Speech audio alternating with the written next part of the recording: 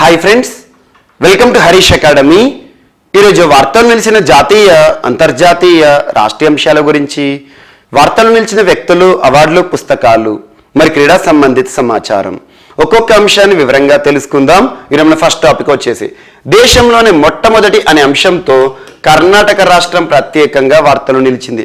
కర్ణాటక రాష్ట్రం India's first, దేశంలోనే మొట్టమొదటి అనే అంశంతో ప్రత్యేకంగా వార్తలు నిలిచింది. దేనికి సంబంధించి అంటే దేశంలోనే మొదటిసారి ఒక సెంట్రలైజ్డ్ ఏసీ రైల్వే స్టేషన్ వార్తలు నిలిచింది. India's first centralised AC railway terminal ఎక్కడ ఉందంటే కర్ణాటక రాష్ట్రం. కర్ణాటక రాష్ట్రంలోని బెంగళూరు సిటీ. సో బెంగళూరు సిటీలోని ఒక రైల్వే స్టేషన్, ఆ రైల్వే స్టేషన్ పేరు గుర్తుంచుకోండి, మోక్షగుండం విశ్వేశ్వరయ్య రైల్వే టెర్మినల్. గుర్తుంచుకోండి, చాలా ఇంపార్టెంట్. భారతదేశంలోనే మొట్టమొదటి India's first centralised AC railway terminal గా వార్తలు నిలిచిన రైల్వే స్టేషన్ పేరేంటంటే మోక్షగుండం విశ్వేశ్వరయ్య రైల్వే టెర్మినల్. అది ఎక్కడ ఉంది? బెంగళూరు సిటీ. కర్ణాటక రాష్ట్ర రాజధాని బెంగళూరు సిటీలో ఉంది. అంటే రైల్వే స్టేషన్ మొత్తం కూడా ఏసీతో ఉంటుంది అన్నట్టు. అలాంటి ఒక ప్రత్యేకతతో ఉన్న రైల్వే స్టేషన్ ఈరోజు వార్తలు ఇచ్చింది. India's first. Almost last 1.5 year నుండి తరచూ మనం రిపిటేషన్ గా ఈ రైల్వే స్టేషన్ గురించి డిస్కస్ చేయడం జరుగుతుంది. దేశంలోనే మొట్టమొదటి ఫుల్లీ ఏసీ రైల్వే స్టేషన్ గా వార్తలు ఇచ్చిన మోక్షగుండం విశ్వేశ్వరయ్య రైల్వే టెర్మినల్. ఇది ఈరోజు ఆపరేషనల్ అంటే అమల్లోకి, అందుబాటులోకి రావడం జరిగింది. అంటే ఈ రైల్వే స్టేషన్ నుండి ప్రయాణాలు ప్రారంభమయ్యాయి అన్నట్టు. యాక్చువల్గా అఫీషియల్గా ఈ రైల్వే స్టేషన్ ఇప్పటివరకు ప్రారంభించలేదు. భారత ప్రధాని నరేంద్ర మోదీ గారి చేతుల మీదుగా అతి త్వరలో ఈ రైల్వే స్టేషన్ ని అధికారికంగా ప్రారంభించనున్నారు. కానీ ఈ రైల్వే స్టేషన్ ని ఆపరేషనల్ గా మాత్రం ఈరోజు వార్తలు నిలిపారు. అంటే ఏంటంటే ఎర్నాకులం ట్రై వీక్లీ ఎక్స్ప్రెస్ ఏదైతే ఉంటుందో దాన్ని ఒక ట్రయల్ ఫేజ్ గా, ట్రయల్ రన్ గా ఈ రైల్వే స్టేషన్ నుండి ప్రారంభించడం జరిగింది, నడుస్తుంది. జస్ట్ గుర్తుంచుకోండి, దేశంలోనే మొట్టమొదటిసారి ఇండియాస్ ఫస్ట్ లేదా దేశంలోనే మొట్టమొదటి first centralised AC railway terminal గానే Mokshagundam Visvesvaraya railway terminal. Almost ఒక 800 crores తో ఈ రైల్వే స్టేషన్ నిర్మించడం జరిగింది. ఇది గుర్తుంచుకోండి, సరిపోతుంది. సో మినిస్ట్రీ ఆఫ్ రైల్వేస్ వారు దీనికి సంబంధించిన అధికారిక ప్రకటన చేయడం జరిగింది. మరి ఈ రైల్వే స్టేషన్ ఏ రైల్వే విభాగంలోకి వస్తుంది, ఏ రైల్వే డివిజన్ విభాగంలోకి వస్తుంది అంటే మనకు సౌత్ వెస్టర్న్ రైల్వే పరిధిలోకి వచ్చే ఒక ప్రత్యేకమైన రైల్వే స్టేషన్ అని గుర్తుంచుకోండి. ఎందుకంటే రైల్వే స్టేషన్లకు సంబంధించి కానివ్వండి, రైల్వే డివిజన్లకు సంబంధించి కూడా పోటీ పరీక్షలో ప్రశ్నలు అడుగుతారు కాబట్టి ఈ పాయింట్ కూడా ఫోకస్ చేయండి. అలా ఇటీవల రైల్వే స్టేషన్లకు సంబంధించి తరచూ మనం ఏదో ఒక అంశాన్ని వార్తలు చూస్తున్నాం. ముఖ్యంగా ఈట్ రైట్ రైల్వే సర్టిఫికేషన్ అని చెప్పేసి ప్రత్యేకంగా చూసాం. భారతదేశంలో ఇప్పటి వరకు FSSAI food safety standards authority of India వారి నుండి గుర్తింపు పొందిన ఈట్ రైట్ రైల్వే స్టేషన్లు ఏంటంటే 7. లాస్ట్ టైం మనం వైజాగ్ రైల్వే స్టేషన్ గురించి ప్రత్యేకంగా చూసాం. అండ్ రైల్వే స్టేషన్ విషయానికి వస్తే కర్ణాటక రాష్ట్రంలోని ప్రత్యేకంగా KSR రైల్వే స్టేషన్ ఇటీవల వార్తలు ఇచ్చింది. దేశంలోనే మొట్టమొదటి India's first running water aquarium tunnel ఇక్కడ వార్తలు నిలిచింది. అండ్ హుబ్లీ రైల్వే స్టేషన్ ఏదైతే ఉంటుందో కర్ణాటక రాష్ట్రంలో Hubli historical city, Hubli railway platform ఏదైతే ఉంటుందో లాంగెస్ట్ ప్లాట్ఫామ్ గా కూడా ఇటీవల తరచూ వార్తలు నిలుస్తుంది. ఇలాంటి అంశాలు రైల్వేస్ కి సంబంధించి ప్రత్యేకంగా ఫోకస్ చేయండి. అండ్ ఇక్కడ కర్ణాటక రాష్ట్రం గురించి మనం డిస్కస్ చేసాం కాబట్టి కర్ణాటక రాష్ట్రం ఈరోజు ఇండియాస్ ఫస్ట్ అనే అంశంతో వార్తలు ఇచ్చింది. చాలా విషయాలు ఇటీవల కర్ణాటక రాష్ట్రం ఇండియాస్ ఫస్ట్ అనే అంశాలతో వార్తలు ఇస్తారు. అందులో ఎగ్జాంపుల్ దేశంలోనే మొట్టమొదటి AVGC సెంటర్ కర్ణాటక రాష్ట్రం. అండ్ దేశంలోని మొట్టమొదటి ఆర్ట్ పార్క్ ఇటీవల కర్ణాటక రాష్ట్రంలో ప్రారంభమైందని చెప్పేసి మనం ప్రత్యేకంగా చూసాం. అండ్ ఇటీవల కర్ణాటక రాష్ట్ర ప్రభుత్వం ప్రత్యేకంగా ఇంజనీరింగ్ R&D పాలసీని విడుదల చేసిన దేశంలోని మొట్టమొదటి రాష్ట్రంగా వార్తలు నిలిచింది. ఇలాంటి అంశాలు. అండ్ కొప్పల్ టాయ్ క్లస్టర్ అతిపెద్ద బొమ్మల పరిశ్రమ టాయ్ క్లస్టర్, ఇది వార్తలు ఇచ్చింది. అండ్ దీంతో పాటు ఇటీవల కర్ణాటక రాష్ట్రం ఎక్కువగా కాంట్రవర్సీస్ వివాదాలతో కూడా వార్తలు నిలుస్తోంది. అన్నిటికంటే ఇంపార్టెంట్ హిజాబ్ అండ్ హలాల్ వివాదం, ఎకనామిక్ బాంబ్ అని చెప్పేసి. అండ్ ఇటీవల బైబిల్ వివాదం కానివ్వండి, అండ్ టెంపుల్ ప్రెమిసెస్లో హిందూ దేవాలయ పరిసర ప్రాంతాల్లో హిందువులు మాత్రమే వ్యాపారాన్ని నిర్వహించుకోవచ్చు అని చెప్పేసి ప్రత్యేకంగా వార్తలు ఇచ్చింది. ఇలాంటి అంశాలు వీటి గురించి ప్రత్యేకంగా చూడండి. అండ్ కర్ణాటక రాష్ట్రానికి సంబంధించి ఇటీవల చాలా అంశాలు వార్తలు ఇచ్చాయి కాబట్టి ప్రత్యేకమైన శ్రద్ధ చూపండి. అండ్ నెక్స్ట్ ఈరోజు మరొక అంశం ఇండియాస్ ఫస్ట్, దేశంలోని మొట్టమొదటి అనే అంశంతో తెలంగాణ రాష్ట్రం ప్రత్యేకంగా వార్తలు నిలిచింది. తెలంగాణ రాష్ట్ర రాజధాని హైదరాబాద్. హైదరాబాద్ సిటీలో దేశంలోని మొట్టమొదటి India's first open mint museum. Open mint museum అంటే హిస్టారికల్ ఎవిడెన్సెస్ ఏమైనా ఉన్నాయనుకోండి, వాటిని సందర్శన కోసం ఉంచుతారన్నట్టు, మనం చూడొచ్చు అన్నట్టు దర్శనంగా. సో ఇక్కడ దేశంలోని మొట్టమొదటి ఓపెన్ అంటే ఎవరైనా చూడొచ్చు. ఇక్కడ మింటింగ్ అనే పదాన్ని ఎక్కడ వాడతామంటే కామన్గా మనకు నోట్ల ముద్రణ అంటాం కదా, నోట్ల ముద్రణ కానివ్వండి, నాణాల ముద్రణ కానివ్వండి, నాణాలు చూస్తాం కదా, 1 రూపీ కాయిన్, 2 రూపీస్ కాయిన్స్ ఏవైతే అవి, అండ్ 10 రూపీస్ నోట్ కానివ్వండి, 50 రూపీస్ నోట్ కానివ్వండి, 2000 రూపీస్ నోట్ కానివ్వండి, వీటిని ఏమంటామంటే కరెన్సీ నోట్లను ముద్రించడాన్ని ఇంగ్లీష్లో ప్రింటింగ్ అనకూడదు, మింటింగ్ అనాలి. అంటే ఈ మింట్ అనేది ఏంటి ప్రత్యేకంగా, మింటింగ్ అంటే మనకు భారతదేశంలో నాణాలకు సంబంధించి కరెన్సీకి సంబంధించి ప్రింటింగ్ ప్రెస్ అన్నట్టు సింపుల్గా సెక్యూరిటీ ప్రింటింగ్ ప్రెస్ ఎవరైతే ఉంటారో వారి ఆధ్వర్యంలో హైదరాబాద్లోని సైఫాబాద్లో దేశంలోని మొట్టమొదటి మింట్ మ్యూజియంని ఇటీవల ఆర్బీఐ వారి ఆధ్వర్యంలో ఏర్పాటు చేశారు. ఆర్బీఐ ఆధ్వర్యంలో పనిచేస్తాయి ఇవేమైనా మింటింగ్ అనేది. సో ఇక్కడ దీని యొక్క ప్రత్యేకత ఏంటంటే తెలంగాణ రాష్ట్రానికి సంబంధించి అని పక్కన పెడితే నిజాం కాలం నుండి ఉన్న నాణాలు ఏవైతే ఉంటాయో, నాణాలు, నోట్లు అండ్ ప్రస్తుతం చలామణిలో ఉన్న నాణాల వరకు అండ్ నోట్ల వరకు అన్ని కరెన్సీ ఏవైతే ఉంటే మనకు రూపాయికి సంబంధించి ఆ 10 రూపీస్, 50 రూపీస్, 20 రూపీస్ ఉంటాయి కదా, ఒకప్పుడు 5 పైసల బిల్లలు ఇలాంటివి ఉండేవి. వాటన్నిటికి సంబంధించిన హిస్టారికల్ ఆ కాయిన్స్ అన్నిటి ఇక్కడ మనకు ప్రదర్శనకు ఉంచుతారు. అండ్ వాటిని తయారు చేయడానికి వాడిన పరికరాలు కానివ్వండి, ఆ మింటింగ్ మిషన్స్ కానివ్వండి, వీటన్నిటి కూడా మనం చూడొచ్చు అన్నట్టు. కమింగ్ జూన్ 13 వరకు ఈ మింట్ మ్యూజియంని సందర్శకుల కోసం ఓపెన్ చేస్తున్నామని చెప్పేసి యాజమాన్యం వారు చెప్పారు. దేశంలోని మొట్టమొదటి mint museum, open mint museum అనగానే ఎక్కడ గుర్తుకు రావాలి? హైదరాబాద్, తెలంగాణ రాష్ట్రం అని గుర్తుంచుకోండి. ఇలాంటి అంశాలతో ప్రత్యేకంగా తెలంగాణ రాష్ట్రం కూడా ఇటీవల ప్రత్యేకంగా వార్తలు నిలుస్తుంది. దేనికి సంబంధించి అంటే ఇటీవల medicine from sky, vaccine from sky అని చెప్పేసి డ్రోన్ల పైన అతిగా మనం ఆధారపడుతున్నాం. That is appreciable. And at the same time హరాబరా ప్రోగ్రామ్, హరితహారం కార్యక్రమం మరింత విస్తృతంగా అమలు చేయడానికి తెలంగాణ రాష్ట్ర ప్రభుత్వం ప్రత్యేకంగా మానవుడు కూడా ఎంటర్ కాని ప్రదేశం ఏదైతే ఉందో, మానవుడు ప్రవేశించలేని ప్రదేశాల్లో కూడా డ్రోన్లను ఉపయోగించి సీడింగ్ చేస్తున్నారు. హరాబరా అదొకటి ఇంపార్టెంట్. అండ్ ఇటీవల సివిల్ సర్వీసెస్ పేపర్లో కూడా ప్రత్యేకంగా మియావాకి మెథడ్ గురించి అడిగారు. మియావాకి జపనీస్ టెక్నాలజీ ప్రస్తుతం హరితహారంలో భాగంగా మనం అమలు చేస్తున్నాం. అంటే ఏంటంటే అర్బన్ ఫారెస్ట్కి సంబంధించి ఇలాంటి అంశాలను ప్రత్యేకంగా చూడండి. ఇండియాస్ ఫస్ట్ అనే అంశంలో ఇండియాస్ ఫస్ట్ రాక్ మ్యూజియం కూడా ఇటీవల హైదరాబాద్లో వార్తలు వచ్చింది. రాక్ మ్యూజియం ఇలాంటి వాటిని ప్రత్యేకంగా లింక్ చేస్తే చూడండి. And next food safety standards authority of India వారు, food safety standards authority of India యాక్చువల్గా ఆహార ప్రమాణాలకు సంబంధించి, ఆహారానికి సంబంధించి నిబంధనలు ఏవైతే ఉంటాయో, క్వాలిటీ ఆఫ్ ఫుడ్కి సంబంధించి వీళ్ళు ప్రమాణాలను విడుదల చేస్తూ ఉంటారు. This is statutory body. Statutory body అంటే ఏంటి? చట్టబద్ధ సంస్థ. 2006 ఫుడ్ సేఫ్టీ యాక్ట్ 2006 ఆధారంగా ఏర్పాటైన సంస్థ. ఇది ఏ మంత్రిత్వ శాఖ ఆధ్వర్యంలో పనిచేస్తుంది అంటారు? చాలా important. Ministry of health and family welfare. Ministry of health and family welfare వారి ఆధ్వర్యంలో పనిచేస్తుంది. ఎందుకు ఇక్కడ ఇంత స్ట్రెస్ చెప్తున్నా అంటే ఇటీవల యూపీఎస్సీ సివిల్ సర్వీసెస్ పరీక్షలో టీ బోర్డు గురించి అడిగారు. టీ బోర్డు స్టాచ్యుటరీ బాడీయా, రెగ్యులేటరీ బాడీ ఇలా ఉంటుంది కదా. సో స్టాచ్యుటరీ బాడీ అక్కడ కొన్ని స్టేట్మెంట్స్ ఇచ్చారు. అందులో ఏ మంత్రిత్వ శాఖ పరిధిలోకి వస్తుంది, ఎక్కడ హెడ్ క్వార్టర్గా ఉంది, అండ్ టీ బోర్డు అనేది స్టాచ్యుటరీ బోర్డా కాదా అని చెప్పేసి ఇలాంటి ప్రశ్నలు అడిగారు. మనం క్లాసెస్ కూడా రెగ్యులర్గా అదే విధానంగా చర్చించుకుంటున్నాం. ఎక్కడ ఎప్పుడు ఏ చట్టమాధారంగా ఏర్పడింది, ఏ మంత్రిత్వ శాఖ పరిధిలో పనిచేస్తుంది చూడండి. ఈ food safety standards authority of India వారు భారతదేశంలోని రైల్వే స్టేషన్లకు ఇటీవల ఈట్ రైట్ రైల్వే స్టేషన్ అని చెప్పేసి ప్రత్యేకంగా సర్టిఫికేషన్ ఇస్తూ వార్తలు ఇచ్చారు కదా. ఇటీవల ప్రతి ఇయర్లో కూడా వీళ్ళు ఒక రిపోర్ట్ రిలీజ్ చేస్తూ ఉంటారు, ర్యాంకింగ్స్ ఇండెక్స్ రిలీజ్ చేస్తారు. ఆ ఇండెక్స్ ఈ సంవత్సరం కూడా 4th ఎడిషన్ ఆఫ్ ఇండెక్స్ వార్తలు ఇచ్చింది. అదేంటంటే స్టేట్ ఫుడ్ సేఫ్టీ ఇండెక్స్. ఈ ఇండెక్స్ పేరు గుర్తుంచుకోండి. 4th edition of state food safety index వార్తలు నిలిచింది. ఫుడ్ సేఫ్టీ ఇండెక్స్ దీనిలో భాగంగా ర్యాంకింగ్స్ పైన క్వశ్చన్స్ అడుగుతారు. అంటే ఆహార ప్రమాణాలను అద్భుతంగా పాటిస్తున్న రాష్ట్రాలు అండ్ కేంద్రపాలిత ప్రాంతాలకు సంబంధించి ర్యాంకింగ్స్ ఉంటాయి. ఇక్కడ తెలుగు రాష్ట్రాలకు సంబంధించి నెక్స్ట్ టాపిక్లో మనం చూద్దాం. సో 4th ఎడిషన్ అని గుర్తుంచుకోండి. ఇది 4th edition of food safety index.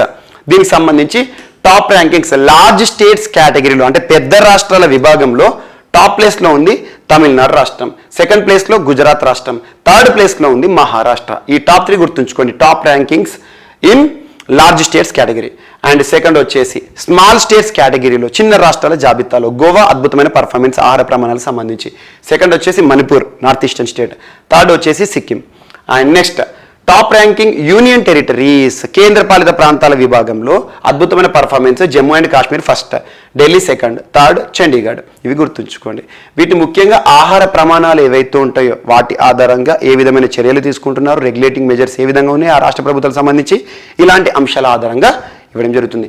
Large states category గుర్తుంచుకోండి అండ్ స్మాల్ స్టేట్స్ కేటగిరీ చూసుకోండి, యూనియన్ టెరిటరీస్ కేటగిరీలో చూసుకోండి. ఇక్కడ తమిళనాడు టాప్, ఇక్కడ గోవా టాప్, ఇక్కడ Jammu and Kashmir top. And ఇక ఇదే టాపిక్ని కొనసాగింపుగా మన తెలుగు రాష్ట్రాలకు సంబంధించిన టాపిక్ని కూడా ఇక్కడ లింక్ చేస్తాను. సో ఆహార భద్రతలో తెలంగాణకు 15వ స్థానం అంట, ఆంధ్రప్రదేశ్ చివరి స్థానంలో ఉంది. సింపుల్గా ఇక్కడ చూడండి. సో తాజాగా విడుదలైన fourth edition of food safety index ఏదైతే ఉంటుందో అందులో తెలుగు రాష్ట్రాలు బీహార్కు అటు ఇటుగా చివరి స్థానాల్లో నిలిచాయంట. భారత ఆహార భద్రతా ప్రమాణాల సంస్థ అంటే food safety standards authority of India 20 పెద్ద రాష్ట్రాలకు ర్యాంకులను ప్రకటించింది. ఈ పెద్ద రాష్ట్రాల కేటగిరీలో ఉంటాయి మన తెలుగు రాష్ట్రాలు. ఇందులో తెలంగాణ 15వ స్థానం, బీహార్ 16వ స్థానం, ఆంధ్రప్రదేశ్ 17వ స్థానాల్లో నిలిచాయంట. ఈ రాష్ట్రాలు మన రాష్ట్రాలకు సంబంధించి గుర్తుంచుకోండి. తెలంగాణ 15, ఏపీ 17. మొత్తం 5 కొలమానాల్లో 100 మార్కులకు గాను తమిళనాడు పెద్ద రాష్ట్రాల జాబితాలో టాప్లో ఉంది. తమిళనాడు, గుజరాత్, మహారాష్ట్ర టాప్లో ఉన్నాయి. అండ్ తెలంగాణ 34.5 స్కోర్తో, బీహార్ 30 అండ్ ఆంధ్రప్రదేశ్ 26 మార్కులతో చివరి స్థానాలకు పరిమితమయ్యాయి. పశ్చిమ Bengal Madhya Pradesh 5th position, Odisha, Uttar Pradesh 8th, Haryana, Chhattisgarh 13th ర్యాంకుల్లో నిలవడంతో 20 రాష్ట్రాలకు కలిపి 17 ర్యాంకులే రావడం జరిగింది. అంటే 17th పొజిషన్స్. ఎందుకంటే డబుల్ వచ్చింది అనుకోండి మళ్ళీ కౌంట్ చేయరు. సో ఇప్పుడు 17 ర్యాంకులో 2 రాష్ట్రాలు అనుకోండి 18th ర్యాంక్ ఇవ్వరు, డైరెక్ట్గా 19th ఇస్తారు, అలా ఉంటుంది అన్నట్టు. సో ఇక్కడ 17th లాస్ట్ పొజిషన్లో మాత్రం ఏపీ ఉంది. 2021లో తెలంగాణ 49, ఏపీ 36 మార్కులు సాధించాయి. ఇది వరకు చివరనున్న బీహార్ ఒక మెట్టు పైకి ఎక్కగా అట్టడుగున ఏపీ నిలిచింది. ఈ 5 అంశాలు ఏ అంశాలను ఇండికేటర్గా తీసుకుంటారంటే పరిగణలోకి తీసుకున్న కొలమానాలు వాటి తెలంగాణకి ఆంధ్రప్రదేశ్కి అమలు చేసి చెప్తాను. అన్ని రాష్ట్రాలకి ఇవే పారామీటర్స్ తీసుకుంటారు. ఫస్ట్ ఏంటి మానవ వనరులు. సో మానవ వనరులు అండ్ ఇన్స్టిట్యూషనల్ డాటాకి 20 మార్క్స్ ఇస్తారు. అందులో ఏపీకి 7.5 వచ్చింది స్కోర్, తెలంగాణకి 5.5 వచ్చింది. సెకండ్ వచ్చేసి ఆహార నిబంధనలకు కట్టుబడి ఉండే విధంగా ఉన్నాయా లేవా అని 30 మార్క్స్ ఇస్తారు. దానిలో ఏపీకి 10, తెలంగాణకు 11. అండ్ నెక్స్ట్ ఆహార పరీక్ష మౌలిక వసతులకు సంబంధించిన నిఘా 20 మార్క్స్ గాను ఏపీ 0 వచ్చింది, తెలంగాణకి 11.5. అండ్ శిక్షణ సామర్థ్యం పెంపుకు సంబంధించి 10 మార్క్స్ ఇస్తారు. అందులో ఏపీ 5, తెలంగాణ 3. వినియోగదారులకు సాధికారత కల్పన 20 మార్క్స్ గాను ఏపీ 3.5, తెలంగాణ 3.5 వచ్చింది. సో ఈ విధంగా ఏపీ, తెలంగాణ రాష్ట్రాలను కూడా ఇక్కడే ర్యాంకులను చెప్పడం జరిగింది. అండ్ ఇటీవల June 7th చాలా important. Every year June 7th మనం ప్రత్యేకంగా ఆహారానికి సంబంధించి సో గ్లోబల్ ఫుడ్ డే ఏదైతే ఉంటుందో ఆహార దినోత్సవం జరుపుతాం. ప్రపంచ ఆహార దినోత్సవం అంటాం. ప్రపంచ ఆహార దినోత్సవం 2022కి సంబంధించి థీమ్ ఏంటి అంటారు? Safety food better health. గుర్తుంచుకోండి, థీమ్ గుర్తుంచుకోండి. ఇది ఒక టాపిక్ కూడా లింక్ చేసుకోండి. 7th రోజు మనం డిస్కస్ చేయలేదు కాబట్టి ఆ టాపిక్ని ఇక్కడ లింక్ చేస్తున్నాను. So safety food better health, మంచి ఆహారం మంచి ఆరోగ్యాన్ని ఇస్తుంది అని ఒక థీమ్ అని గుర్తుంచుకోండి ప్రపంచంలో. So food day, global food డేకి సంబంధించిన థీమ్ 2020కి సంబంధించి ఇక్కడ లింక్ చేసుకోండి. అండ్ నెక్స్ట్ ఇక్కడే ఇంకొక అంశం ఏంటంటే food safety standards authority of India వారు ఇటీవల ఒక లోగోని లాంచ్ చేశారు. లోగో ఏంటంటే ఆయుర్వేద ఆహార లోగో, దేవనాగరి అండ్ ఇంగ్లీష్ ఆధారంగా ఈ ప్రత్యేకమైన లోగోని డిజైన్ చేశారు. ఆయుర్వేద ఆహారం అంటే ఏంటి? మనం తీసుకునే ఆహార పదార్థాలు ఏవైతే ఉంటాయో ఆయుర్వేద ఉత్పత్తులు అయినాయి అనుకోండి వాటికి ఒక లోగో ప్రమాణాన్ని ఇవ్వడం అన్నట్టు. అంటే మంచి ఫుడ్డా కాదని చెప్పేసి ఇలాంటి లోగోని ఆయుర్వేద ఆహారానికి ఇచ్చే ఒక ప్రత్యేకమైన అంశం అన్నట్టు చొరవ తీసుకోవడం జరిగింది food safety standards authority of India వారు. దీన్ని మిస్లేనియస్ టాపిక్స్గా ఇక్కడ లింక్ చేసుకుంటే సరిపోతుంది. అండ్ నెక్స్ట్ ఈరోజు మరొక అంశం మానిటరీ పాలసీ. ఇటీవల monetary policy committee of RBI, monetary policy committee of RBI, reserve bank of India అంటాం. భారతదేశంలో బ్యాంకులకే bank, apex bank, supreme bank, federal bank, whatever the name you can call, it is RBI. RBI ఆధ్వర్యంలో every quarterly review అనేది ఉంటుంది. అంటే మనకు ద్రవ్య సరఫరాకి సంబంధించి ద్రవ్య నియంత్రణ ఏ విధంగా ఉండాలని చెప్పేసి మానిటరీ పాలసీ కమిటీ ఆధ్వర్యంలో మీటింగ్ ఉంటుంది. సో అంటే ఎవ్రీ ఇయర్ 4 times ఉంటుంది అన్నట్టు, క్వార్టర్లీ. సో ఇక్కడ మనకు మానిటరీ పాలసీ కమిటీలో ఎంతమంది ఉంటారంటే మొత్తం 6 members ఉంటారు. 3 members from RBI, reserve bank of India నుండి ఉంటారు. అండ్ 3 members ఎగ్జిక్యూటివ్ ఏదైతే ముఖ్యంగా ప్రభుత్వం వారు నియమించిన వారు ఉంటారు. Total 6 members. వీరి ఆధ్వర్యంలో ఈ కమిటీ ఏదైతే దీనికి హెడ్ ఎవరు ఉంటారంటే ఆర్బీఐ గవర్నర్, ప్రస్తుతం శక్తికాంత దాస్ గారు కదా, ఆర్బీఐ గవర్నర్ మానిటరీ పాలసీ కమిటీకి హెడ్గా విధులు నిర్వర్తిస్తారు. ఇటీవల రెపో రేట్ని 50 బేసిస్ పాయింట్స్ పెంచారు. 50 బేసిస్ పాయింట్స్ 50 బేసిస్ పాయింట్స్. యాక్చువల్గా ఆర్బీఐకి సంబంధించి మానిటరీ పాలసీలో బేసిస్ పాయింట్స్ అనేది రెగ్యులర్గా వాడుతూ ఉంటాం. అంతకుముందు రెపో రేట్ ఎంత ఉండేనట అంటే ఇండియాలో లాస్ట్ రివ్యూలో 4.4 ఉండే, 4.4%, 4.40% అన్నట్టు. దీనికి 50 బేసిస్ పాయింట్స్ పెంచారంటే ప్రస్తుతం రెపో రేటు 4.90కి వచ్చింది, 4.90%. మరి రెపో రేట్ అంటే ఏంటంటే కామన్గా బ్యాంకులు ఏవైతే కమర్షియల్ బ్యాంకులు పనిచేస్తాయో భారతదేశంలో ఆర్బీఐ పరిధిలో పనిచేస్తాయి. బ్యాంకులకు ఏదైనా డబ్బులు అవసరమైన కొన్ని వాడుక భాషలో చెప్తాను. The interest that is paid by the bank to central bank అంటే reserve bank for which they have taken the amount. ఏదైతే లిక్విడ్ని ఆర్బీఐ నుండి బ్యాంకులు తీసుకుంటాయి అంటే ఏం లేదు, మనం ఎవరి దగ్గర నుండి అప్పు తీసుకున్నాం అనుకోండి, అప్పు తీస్తే దానికి ఏం చేస్తాం, వడ్డీ చెల్లిస్తాం. అలా బ్యాంకులను నియంత్రించేది ఆర్బీఐ కాబట్టి భారతదేశంలో కమర్షియల్ బ్యాంకుకి ఏదైనా లిక్విడిటీ కానివ్వండి, ఏదైనా ఆర్థిక పరమైన సహాయం కావాలంటే ఆర్బీఐని అడుగుతాయి, మాకు ఇంత డబ్బులు కావాలని. ఆ డబ్బులు ఆర్బీఐ ఇస్తుంది. ఇచ్చినందుకు దాని ఇంట్రెస్ట్ వడ్డీ తీసుకోవాలి కదా, ఆ వడ్డీని రెపో రేట్ అంటాం. రివర్స్ రెపో రేట్ అంటే రివర్స్, బ్యాంకుల నుండి ఆర్బీఐ తీసుకుంటుంది, ఆర్బీఐ బ్యాంకులకు చెల్లిస్తుంది అన్నట్టు. ఎప్పుడైనా రెపో రేట్తో కంపేర్ చేస్తే రివర్స్ రెపో రేట్ అనేది తక్కువగా ఉంటుంది. ఎందుకు చెప్తున్నా అంటే ఇన్ఫ్లేషన్ ఉన్నప్పుడు దీని యొక్క పరిస్థితి ఏంటి అంటారు. కాజ్ అండ్ ఎఫెక్ట్ క్వశ్చన్ అంటారు. ఇటీవల యూపీఎస్సీ సివిల్ సర్వీసెస్లో ఇదే అడిగారు, కాజ్ అండ్ ఎఫెక్ట్ క్వశ్చన్ అంటారు. అంటే ఒక రీజన్కి దానికి సొల్యూషన్ ఏంటి అని చెప్పేసి. ఇన్ఫ్లేషన్ ఎక్కువగా ఉన్నప్పుడు, ఇన్ఫ్లేషన్ ఎక్కువగా ఉన్నప్పుడు రెపో రేట్ని పెంచుతారా తగ్గిస్తారా అని అడుగుతారు. సో రెపో రేట్ని పెంచుతారు. ప్రస్తుతం ఇన్ఫ్లేషన్ అనేది పెరుగుతుంది కాబట్టి, ద్రవ్యోల్బణం పెరుగుతుంది కాబట్టి రెపో రేట్ని కూడా పెంచమంటాం. అంటే ఏంటంటే ఇన్ఫ్లేషన్ అంటే తెలియాలి. మళ్ళీ ఇది ఎకానమీలో చాలా ఇంపార్టెంట్ కాన్సెప్ట్, అన్ని ఇంటర్లింకింగ్గా ఉంటాయి, కాజ్ అండ్ కాన్సిక్వెన్సెస్. సో ఇక్కడ ఇన్ఫ్లేషన్ అంటే తెలుగులో ద్రవ్యోల్బణం అంటాం. Too much money chasing two few goods. 10 ఏళ్ల కింద ఈ పెన్ను కాస్ట్ 10 రూపాయలు అనుకోండి, ఇప్పుడు ఇదే పెన్ను కాస్ట్ 100 రూపాయలకు వచ్చింది అనుకోండి. Same quality pen, same product, same company release చేస్తుంది. అప్పుడేమో 10 రూపాయలు, ఇప్పుడేమో 100 రూపాయలు. అంటే ఇక్కడ పెన్నుకు విలువ పెరిగిందా, డబ్బులకు విలువ పెరిగిందా అంటే పెన్నుకు విలువ పెరిగింది, డబ్బులకు విలువ తగ్గింది. Face value of the money is increased but not the real value. So ఇక్కడ మనీకి వాల్యూ పడిపోయింది కాబట్టి, అంటే మనీ అనేది ఎక్కువ డబ్బులు తక్కువ వస్తువులను చేజిస్తున్నాయి అనుకోండి, అప్పుడు దాన్ని ఇన్ఫ్లేషన్ అంటారు. అంటే మనీ సర్క్యులేషన్ మార్కెట్లో మనకి సొసైటీలో ఎక్కువగా ఉంటుంది అన్నట్టు. అలాంటి పరిస్థితుల్లో మనీకి వాల్యూ ఉండదు. మనీకి వాల్యూ లేనప్పుడు ధరలన్నీ పెరుగుతాయి, ఆకర్షణ అంటాయి. ఇలాంటి పరిస్థితుల్లో మార్కెట్లో మనీ అనేది ఎక్కువగా ఉంది కాబట్టి ఆ మనీ మొత్తాన్ని కూడా సర్చ్ చేయాలి. అంటే ఏంటంటే మనీ మొత్తాన్ని కూడా మనం అబ్జర్వ్ చేసుకోవాలి. ఇదంతా కంట్రోలింగ్ ఎవరు చేస్తారో ఆర్బీఐ. సో ఇప్పుడు ఇన్ఫ్లేషన్ అనేది ఎక్కువగా ఉంది, అందరి దగ్గర డబ్బులు ఎక్కువ ఉన్నాయి కాబట్టి ఆ డబ్బులు అనేవి ఇంకా ఎక్కువగా అందుబాటులో తీసుకొచ్చాం అనుకోండి, ఇంకా వాల్యూ పడిపోతుంది, మనీకి వాల్యూ పడుతుంది. సో ఏం చేయాలి, బ్యాంకులను కట్టడి చేస్తే ఆటోమేటిక్గా అందరూ కట్టడి అయిపోతారు. బ్యాంకులకు ఇచ్చే డబ్బులు ఏవైతే ఉంటాయో మేము ఎక్కువ ఇంట్రెస్ట్కి ఇస్తామంటే బ్యాంకులు ఏమనుకుంటే అంత ఇంట్రెస్ట్ కట్టి తీసుకోవడం అవసరం అని చెప్పేసి పక్కన ఉంటాయి అన్నట్టు. సో అలా ఇన్ఫ్లేషన్ పరిస్థితిలో రెపో రేట్ అనేది పెంచడం జరుగుతుంది. ఇటువంటివి చూడండి ఖచ్చితంగా. And at the same time reverse repo rate దీనికి రివర్స్గా ఉంటుంది. అండ్ బ్యాంకింగ్ టర్మినల్లో ఎస్ఎల్ఆర్, సిఆర్ఆర్ అంటే ఏందో చూడండి, statutory liquidity ratio.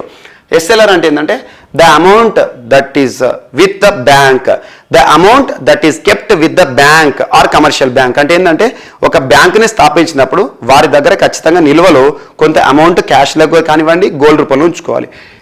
Cash reserve ratio అంటే ఏంటంటే the amount that is kept with the RBI by the commercial bank. Commercial bank ఆర్బీఐకి కొంత అమౌంట్ డిపాజిట్ చేయాలన్నట్టు.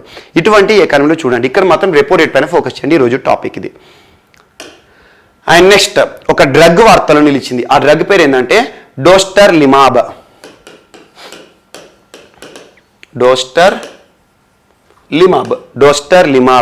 డోస్టర్లిమాబ్ అనేది ఒక డ్రగ్.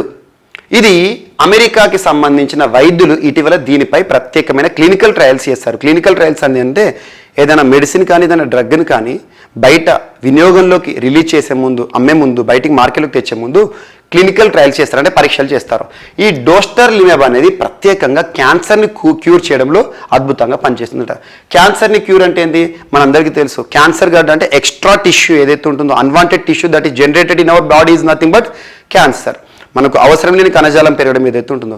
ఇటీవల కామన్గా క్యాన్సర్ వస్తే ఏం చేస్తారు, కీమోథెరపీ చేస్తారు. ఆ రేడియేషన్ కానివ్వండి, కీమోథెరపీ అనేది చాలా కష్టంగా ఉంటుంది, హెయిర్ లాస్ అవుతాయి. అలాంటి కీమోథెరపీ ఏది అవసరం లేకుండా, కీమోథెరపీతో కూడా 100% రిజల్ట్ ఉండదు, కొంతకాలం డిలే చేయడం అంతే వ్యాధి. సో ఇక్కడ కీమోథెరపీతో సంబంధం లేకుండా, ఎలాంటి థెరపీ అవసరం లేకుండా డైరెక్ట్గా ఒక డోస్ దాదాపు ఈ డోస్ని నిర్ణీత మొత్తంలో ఇస్తే ఒక వ్యక్తి క్యాన్సర్ నుండి కోలుకున్నాడంట, రెక్టల్ క్యాన్సర్ నుండి. సో మలాశయ క్యాన్సర్ అంటారు తెలుగులో, రెక్టల్ క్యాన్సర్ నుండి కోలుకున్నారంట. సో ఇలాంటిది అమెరికా శాస్త్రవేత్తలు ప్రత్యేకంగా క్యాన్సర్ని కూడా క్యూర్ చేసి ఒక అధునాతనమైన మెడిసిన్ పైన పరిశోధనలు చేస్తూ వార్తలు ఇచ్చారు. దీనికి యుఎస్ఎఫ్డిఏ కూడా ప్రత్యేకంగా అతి త్వరలో అప్రూవల్ ఇచ్చే అవకాశం ఉంది. యుఎస్ఎఫ్డిఏ అంటే United states food and drug administration ఏదైతే ఉంటుందో వారు అప్రూవల్ ఇస్తారు. అంటే మన భారతదేశంలో drug control general of India ఏదైతే ఏ ఉద్దేశంతో అయితే పనిచేస్తుందో, మన భారతదేశంలో చిన్న టాబ్లెట్ కానీ వ్యాక్సిన్స్ కానీ మెడిసిన్స్ కానీ ఏవైనా కూడా మార్కెట్లోకి రిలీజ్ కావాలన్నా క్లినికల్ ట్రయల్ చేయాలన్నా drug control general of India వారి అనుమతులు కావాలి. అలా అమెరికాకి సంబంధించిన నియంత్రణ సంస్థ అన్నట్టు వీరు కూడా అతి త్వరలో అనుమతులు ఇచ్చే అవకాశం ఉంది. ఇక్కడ ఎగ్జామ్లో అడుగుతారు, ఇటీవల వార్తలు నిలిచిన డోస్టర్లిమాబ్ దేన్ని నయం చేసేది? ప్రత్యేకంగా ఎందుకు వార్తలు ఇచ్చిందంటే క్యాన్సర్ను నయం చేయడంలో ప్రత్యేకంగా వార్తలు ఇచ్చిన డ్రగ్ అని గుర్తుంచుకోండి. అమెరికా శాస్త్రవేత్తలు చేసిన ప్రయోగం. న్యూయార్క్ టైమ్స్ వారు దీనికి సంబంధించిన కథనాన్ని ప్రచురించారు. అండ్ నెక్స్ట్ కోవిడ్-19 సంబంధించి Indian institute of sciences IISc Bengaluru. Indian institute of sciences ఎక్కడ ఉంది? బెంగళూరు, కర్ణాటక రాష్ట్రంలో ఉంది. ఐఐఎస్సి శాస్త్రవేత్తలు ప్రత్యేకంగా peptides, small amounts of peptides and micro proteins ఏవైతే ఉంటాయో మైక్రో ప్రోటీన్స్ని ఇన్నోవేట్ చేస్తున్నారు, కనిపెడుతున్నారు. దేనికోసం అంటే కరోనా వైరస్ ఉంటుంది కదా, ఆ కరోనా వైరస్ ఈ స్పైక్ ప్రోటీన్స్ ఉంటాయి కదా, వాటిని కూడా నాశనం చేసేమన్నట్టు. అంటే ఎక్స్ట్రాగా మనం బయట నుండి ఎక్స్టర్నల్గా ప్రోటీన్స్, మైక్రో ప్రోటీన్స్ తీసుకోవడం లేదా పెప్టైడ్స్ని తీసుకోవడం ద్వారా కరోనా ఇన్యాక్టివేట్ అవ్వడానికి ఒక ప్రత్యేకమైన ఇన్నోవేషన్స్ని చేస్తున్నారు ఐఐఎస్సి బెంగళూరు. దీన్ని కూడా కొనసాగింపుగా లింక్ చేసుకోండి సరిపోతుంది. ఇటీవల కాలంలో కరోనాకి సంబంధించి వార్తలు ఇచ్చిన మెడిసిన్స్ కానివ్వండి అండ్ వ్యాక్సిన్స్ కానివ్వండి, ప్రయోగాలు కానివ్వండి, ఐఐటీలు కానివ్వండి, వీటిపైన ప్రత్యేక శ్రద్ధ చూపండి. And next right to repair అనే ఒక ప్రత్యేక అంశం వార్తలు నిలిచింది. ఎక్కడికి సంబంధించి అంటే న్యూయార్క్కి సంబంధించి. న్యూయార్క్ చట్టసభ ప్రపంచంలోనే మొట్టమొదటిసారి రైట్ టు రిపేర్ యాక్ట్ని తీసుకొచ్చింది. యాక్ట్ అంటే చట్టం, right to repair act, fair repair act అంటాం దీన్ని, fair repair act. Each and every word meaning చూడండి. రిపేర్ అంటున్నాను, దేనికి సంబంధించి? మనం ఏమైనా డిజిటల్ ఎలక్ట్రిక్ ఐటమ్స్ కొనుగోలు చేస్తాం. మనం చాలా వరకు చూడండి ఫ్రిడ్జ్లు కానీ టీవీలు కానీ ఎలక్ట్రానిక్ ఐటమ్స్ కొంటూ ఉంటాం. కొన్న తర్వాత ఏమవుతుంది, దానికి ఒక గ్యారంటీ వారంటీ అనేది ఉంటుంది. కానీ చాలా వరకు ఎలక్ట్రానిక్ ఐటమ్స్కి అనేది మనం చాలా ష్యూరిటీ ఇవ్వలేం. ఏదైనా టెక్నికల్ ప్రాబ్లం వచ్చినా కూడా అవి ఖరాబ్ అయిపోతాయి. ఇలాంటి పరిస్థితుల్లో ఆ వారంటీ గ్యారంటీ అమల్లో ఉన్నప్పుడు ఖచ్చితంగా ఆ కంపెనీ వాడి నుండి మాత్రమే మనం సర్వీస్ తీసుకోవాలి. కంపెనీ వాడికి పంపిస్తే వాడు డిలే చేస్తూ ఉంటాడు, చాలా వరకు మనకు వెయిటింగ్ అనేది నచ్చదు. ఇలాంటి పరిస్థితుల్లో ఇదే అంశాన్ని దృష్టిలో ఉంచుకొని న్యూయార్క్లోని చట్టసభలు ఏం చేశారంటే ఏదైనా ఎలక్ట్రానిక్ ఐటెంని అమ్మే కంపెనీ ఉంటే వాళ్ళు ఆ ఐటెంని అమ్మేటప్పుడే దానికి సంబంధించి దీనిలో తలెత్తే సమస్యలు ఏంటి, ఆ సమస్యలతో పాటు పరిష్కారాలు ఏంటి, పరిష్కారం అంటే సొల్యూషన్స్ ఏంటి, అది మొత్తం ఒక మాన్యువల్ ఇవ్వాలంట. And at the same time ఖచ్చితంగా ఒక ఎలక్ట్రానిక్ ఐటెం మనం కొనుగోలు చేస్తే ఏ సంస్థ ఏ కంపెనీ నుండి అయితే కొన్నామో ఆ సర్వీస్ సెంటర్కి పోవాల్సిన అవసరం లేదు. మనకు నచ్చిన సర్వీస్ సెంటర్కి వెళ్ళేసి మనకు నచ్చిన పర్సన్తో రిపేర్ చేయించుకోవచ్చు. దానికి ప్రత్యేకంగా మనకు ఒక హక్కుగా ఇవ్వడం జరిగింది. న్యూయార్క్ టైమ్స్ వారు ఇటీవల ఈ ప్రత్యేకమైన ప్రచురణ చేశారు ఇది కూడా. అండ్ న్యూయార్క్ చట్టసభలో ప్రపంచంలో మొట్టమొదటిసారి రైట్ టు రిపేర్ యాక్ట్ అనే అంశం వార్తలు ఇచ్చింది. ఇటీవల వార్తలు ఇచ్చిన కొత్త కొత్త చట్టాలు ఏవైతే ఉంటాయో వాటిపైన ప్రత్యేక శ్రద్ధ చూపండి. అండ్ నెక్స్ట్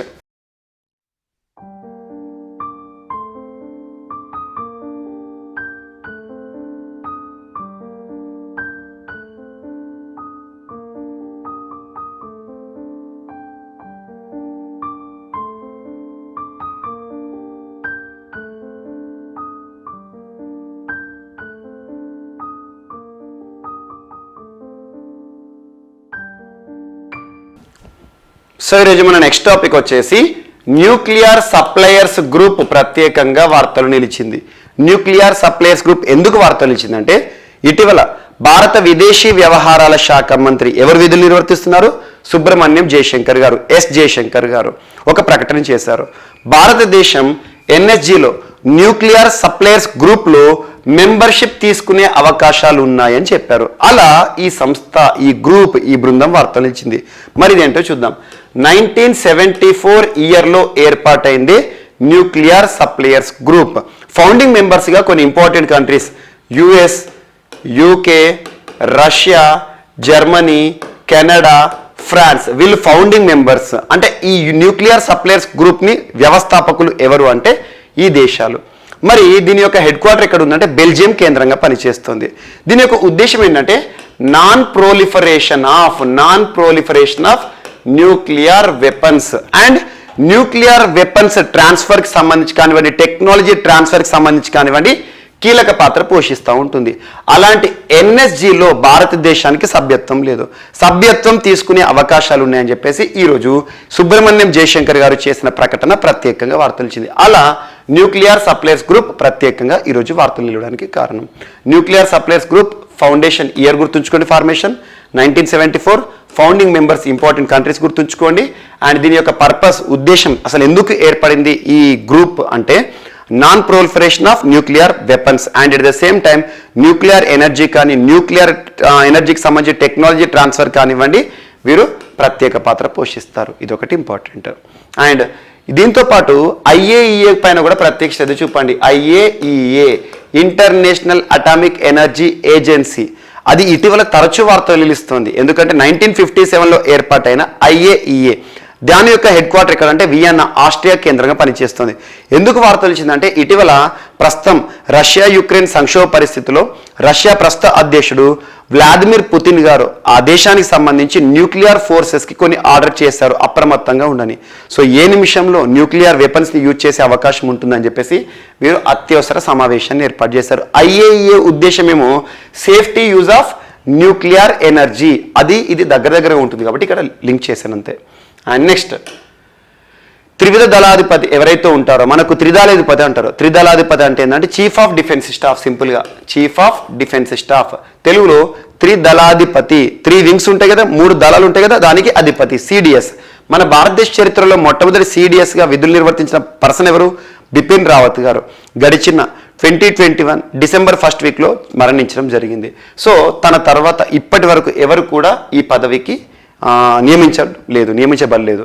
సో దానికి సంబంధించి ఇటీవల కేంద్ర ప్రభుత్వం కొన్ని అర్హులకు సంబంధించి నిబంధనలు తీసుకొచ్చింది. అవేంటంటే 6 నెలలుగా ఖాళీగా ఉన్న త్రిదళాధిపతి CDS chief of defence staff పదవిని భర్తీ చేసేందుకు కేంద్ర ప్రభుత్వం చర్యలు ప్రారంభించింది. ఈ హోదాకు అర్హత పరిధిని పెంచుతూ నిబంధనలను సవరించింది. ఈ మేరకు తాజాగా నోటిఫికేషన్లు జారీ చేసింది. దీని ప్రకారం త్రివిధ దళాల ప్రస్తుత అధిపతులతో పాటు lieutenant general and air marshal, vice admiral హోదాలో పనిచేస్తున్న విశ్రాంత అధికారులు కూడా సిడిఎస్ పదవికి అర్హులేనని పేర్కొనడం జరిగింది. అయితే వీరి వయసు 62 ఏళ్ల లోపు మాత్రం ఉండాలంట. ఈ లెక్కన త్రివిధ దళాల్లో 2వ అత్యధిక హోదాలో ఉండే 3 స్టార్ అధికారులు కూడా ఈ పదవికి అర్హులే. తమకన్నా పై స్థాయిలో ఉన్న సైనిక, నౌకాదళ, వాయుసేనాధిపతుల 4 స్టార్ అధికారులను తోసిరాజాది ఈ ఉన్నత పదవిని వీరు చేపట్టవచ్చు. అంటే తక్కువ స్థాయిలో ఉండే అధికారు కూడా సిడిఎస్గా అధికారంలోకి రావచ్చు. కొన్ని నిబంధనలు సవరించారు అర్హులకు సంబంధించి. త్రివిధ దళాల అధిపతులు 62 ఏళ్ల వయసు వచ్చే వరకు లేదా 3 ఏళ్ల పాటు ఏది ముందైతే అది పదవిలో కొనసాగుతారు. ఇటీవల రిటైర్ అయిన సైన్యాధిపతి మనోజ్ ముకుంద్ నరవణే గారు. నరవణే వైమానిక దళాధిపతి ఆర్ఎస్ భదౌరియా అండ్ నౌకా దళాధిపతి అడ్మిరల్ కరంబీర్ సింగ్లకు 62 ఏళ్లు నిండటంతో త్రిదళాధిపతి పదవికి అవకాశం వాళ్ళకు లేదంట. ఇన్ని రోజులు మనం ఏమనుకున్నాం, మనోజ్ ముకుంద్ నరవణే గారు అయ్యే అవకాశం ఉందన్నాను. కానీ ఇప్పుడు మ్యాక్సిమం ఏజ్ లిమిట్ వచ్చేసి 62 అని పెట్టారు. ఇది ఒకటి important. Lieutenant general, air marshal, vice admiral హోదా అధికారులు 60 ఏళ్లకే పదవీ విరమణ పొందుతారు. అందువల్ల గత 2 ఏళ్లలో రిటైర్ అయిన వారిని త్రిదళాధిపతి పదవికి పరిగణలోకి తీసుకోవచ్చు. ప్రస్తుత విశ్రాంత lieutenant general, air marshal, vice admiral హోదా అధికారులు త్రిదళాధిపతి పదవికి అర్హులుగా పేర్కొంటూ సైనిక, వైమానిక దళ నౌకాధిపతి సవరణలు చేస్తూ ప్రభుత్వం ఉత్తర్వులు విడుదల చేసింది. ఏం లేదు, సిడిఎస్ పదవికి సంబంధించి ఖాళీగా ఉంది కాబట్టి ఇప్పటివరకు నియామకం జరగలేదు. 2వ సిడిఎస్ ఎవరు రాలేదు. దానికి సంబంధించి నిబంధనలు తీసుకొచ్చింది అర్హులకు సంబంధించి. సో మనం ఇప్పటివరకు చూసిన మనోజ్ ముకుంద్ నరవణే గారు అయ్యే అవకాశం ఉందన్నాను కాబట్టి తన వయస్సు 62 ఏళ్ళు మించింది కాబట్టి ఇటీవల పదవి విరమణ పొందారు కాబట్టి 62 ఇయర్స్ కంటే ఎక్కువ ఉన్నారు కాబట్టి తను అనర్హుడు అన్నట్టుగా. అండ్ నెక్స్ట్ డావిన్సీ మిషన్ ఈరోజు ప్రత్యేకంగా వార్తలు ఇచ్చింది. డావిన్సీ మిషన్ గుర్తుంచుకోండి. దేనికి సంబంధించి అంటే వీనస్, శుక్రుని పైన ప్రత్యేక పరిశోధనల కోసం ఉద్దేశించబడిన ఒక మిషన్. అమెరికాకి సంబంధించి నాసా వారు రానున్న 2029లో ఒక మిషన్ని చేపట్టబోతున్నారట. 2029 సంవత్సరంలో వీనస్ పైన సంపూర్ణ పరిశోధన చేయబోతున్నారట. అదే డావిన్సీ మిషన్. దీని యొక్క డావిన్సీ యొక్క ఫుల్ ఫామ్ ఏంటో గుర్తుంచుకోండి, ఇప్పటికైతే సరిపోతుంది. Deep atmosphere Venus investigation. Deep atmosphere Venus, శుక్రుని యొక్క అట్మాస్ఫియర్ వాతావరణం ఏదైతుందో దాన్ని డీప్గా అధ్యయనం చేయాలి విస్తృతంగా. Investigation of Nobel gases and chemistry and imaging. So దీనికి సంబంధించి డావిన్సీ యొక్క యాక్రోనిమ్ గుర్తుంచుకోండి. Deep atmosphere Venus investigation of Nobel gases chemistry and imaging అనేది డావిన్సీ మిషన్. ఇటీవల ఏ దేశానికి సంబంధించి వార్తలు ఇచ్చిందంటే అమెరికా నాసా వారు 2029 సంవత్సరంలో వీనస్ పైన విస్తృత పరిశోధన కోసం ఉద్దేశించబడిన ఒక మిషన్ అని గుర్తుంచుకోండి, సరిపోతుంది. అండ్ నెక్స్ట్ ఈరోజు వార్తలు ఇచ్చిన ఒకే ఒక పర్సన్ క్రీడలకు సంబంధించి బాబర్ ఆజం వార్తలు ఇచ్చాడు. బాబర్ ఆజం ప్రస్తుతం ఏ జట్టుకు సంబంధించిన వ్యక్తి? పాకిస్తాన్. సో పాకిస్తాన్ క్రికెట్కి సంబంధించి ఇంటర్నేషనల్ ప్లేయర్ కాకుండా తను పాకిస్తాన్ జట్టుకు కెప్టెన్గా ఉన్నాడు. అద్భుత ఆటగాడు యాక్చువల్గా పాకిస్తాన్ దేశం, కానీ తను అద్భుతమైన ఆటగాడు, అద్భుతమైన ప్రతిభ ఉన్న ఆటగాడు, యువ ఆటగాడు. తన కెరీర్లో ఇప్పటి వరకు 87 వన్డేస్ ఆడాడు, 87 వన్డేలు, అందులో 17 సెంచరీలు చేశారు. అతి తక్కువ ఇన్నింగ్స్లో ఇన్ని సెంచరీలు అనేది ఎవరు కూడా చేయలేదు. అలాంటిది డబుల్ హ్యాట్రిక్ అంటే హ్యాట్రిక్ అంటే వరుసగా 3 సార్లు సెంచరీ చేయడమే కాదు, డబుల్ హ్యాట్రిక్ రెండవసారి కూడా హ్యాట్రిక్ సాధించారు. అంటే డబుల్ హ్యాట్రిక్ సెంచరీని సాధించిన ప్రపంచంలోని ఏకైక క్రికెటర్గా ఇటీవల వార్తలు ఇచ్చారు. ఎందుకంటే ఇటీవల వెస్టిండీస్తో పాకిస్తాన్ వన్డే సిరీస్ ఆడుతుంది. అందులో ఇటీవల ముగిసిన ఒక మ్యాచ్లో సెంచరీ చేశాడు. దాని ద్వారా కెరీర్లో డబుల్ హ్యాట్రిక్ సెంచరీని సాధించిన ఆటగాడు, ప్రపంచంలో ఒక అరుదైన రికార్డు. అండ్ జస్ట్ 13 ఇన్నింగ్స్లోనే అత్యంత వేగంగా 1000 పరుగులను పూర్తి చేసిన ఆటగాడి రికార్డుగా కూడా ఒక ప్రత్యేకమైన అంశంతో వార్తలు ఇచ్చారు. జస్ట్ అంత పెద్ద ఇంపార్టెన్స్ ఏం లేదు, కాకపోతే వార్తలు ఇచ్చిన అంశాల్లో భాగంగా తన గురించి చూడండి, సరిపోతుంది. సో ఇవి ఈరోజు వార్తలు నిలిచిన అంశాలు. ఒకసారి ర్యాపిడ్గా కనుక మనం అబ్జర్వ్ చేస్తే India's first centralised AC railway terminal Mokshagundam Visvesvaraya railway terminal Karnataka Bengaluru సంబంధించి వార్తలు నిలిచింది. And Saifabad mint museum open mint museum ప్రత్యేకంగా వార్తలు నిలిచింది మింటింగ్ మిషన్కి సంబంధించి. And state food safety index సంబంధించి దేశంలోని రాష్ట్రాలకు ర్యాంకింగ్లు ఇవ్వడం జరిగింది. అండ్ ఇటీవల ఆహార దినోత్సవం, ప్రపంచ ఆహార దినోత్సవం థీమ్ని గుర్తుంచుకోండి. అండ్ తెలుగు రాష్ట్రాలకు సంబంధించిన పర్ఫార్మెన్సెస్ గుర్తుంచుకోండి. తెలంగాణ ఏ స్థానంలో ఉంది? ఆంధ్రప్రదేశ్ 15, 17. అండ్ నెక్స్ట్ ఆయుర్వేద ఆహార అనే ఒక ప్రత్యేక లోగోని FSSAI వారు ఇటీవల లాంచ్ చేశారు. అండ్ నెక్స్ట్ మాంట్రీ పాలసీ కమిటీ వారు ఆర్బీఐకి సంబంధించి భారతదేశం ప్రస్తుతం ఉన్న ద్రవ్యోల్బణ పరిస్థితుల దృష్టిలో ఉంచుకొని రెపో రేట్ని 50 బేసిస్ పాయింట్స్కి పెంచడం జరిగింది. అండ్ నెక్స్ట్ క్యాన్సర్ని కూడా న్యాయం చేసే ఒక అధునాతనమైన ఔషధం, ఒక మెడిసిన్, ఒక డ్రగ్ వార్తలు నిలిచింది డోస్టార్లిమాబ్. అండ్ కరోనా వైరస్ని ఇనాక్టివేట్ చేసే ఒక ప్రత్యేకమైన మైక్రో ప్రోటీన్స్, పెప్టైడ్స్ ఏవైతే ఉంటాయో వాటిని తయారు చేస్తూ IISc బెంగళూరు వారు వార్తలు ఇచ్చారు. అండ్ రైట్ టు రిపేర్, ప్రపంచంలోని మొట్టమొదటిసారి రైట్ టు రిపేర్ అనే ఒక ప్రత్యేకమైన ఫేర్ రిపేర్ యాక్ట్ని తీసుకొస్తూ న్యూయార్క్ చట్టసభ వార్తలు నిలిచింది. అండ్ న్యూక్లియర్ సప్లయర్స్ గ్రూప్ భారతదేశంలో మెంబర్షిప్ సంబంధిత అంశంతో వార్తలు నిలిచింది. అండ్ త్రిదళాధిపతి పదవికి మరికొంతమంది అర్హులు అని చెప్పేసి ఒక ఆర్టికల్ వార్తలు ఇచ్చింది. CDSగా కావడానికి అర్హతలు ఏంటి అని చెప్పేసి సవరించిన ఉత్తర్వులను ఇటీవల విడుదల చేసింది భారత ప్రభుత్వం. అండ్ డావిన్సీ మిషన్ ప్రత్యేకంగా వార్తలు ఇచ్చింది. అమెరికాకి సంబంధించి వీనస్ పైన వారు చేయబట్టబోయే ప్రత్యేకమైన పరిశోధనలు. అండ్ క్రికెటర్ బాబర్ ఆజం ప్రస్తుతం పాకిస్తాన్కి సంబంధించి కెప్టెన్ క్రికెటర్ ఎవరైతే ఉన్నారో ఒక అరుదైన రికార్డుతో ప్రత్యేకంగా వార్తలు నిలిచాడు. సో ఇవి ఈరోజు వార్తలు నిలిచిన అంశాలు.